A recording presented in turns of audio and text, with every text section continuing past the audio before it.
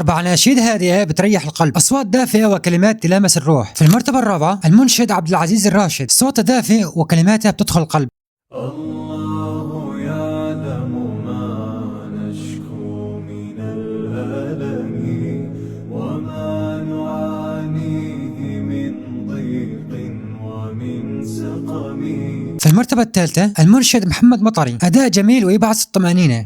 من قلبي يا حبيبة قلبي ذبت أدعو لرب. في المرتبة الثانية المنشد يوسف الأيوب، إحساس عالي ونبرة بتخفف الهم. طال ليلي والليالي حملها فوق احتمالي نال مني غير أني معي ربي. في المرتبة الأولى المنشد أحمد مخاطر، صوت معروف وأداءه يطمن القلب. ويوم وداعنا فجرا وما أقساه من فجر.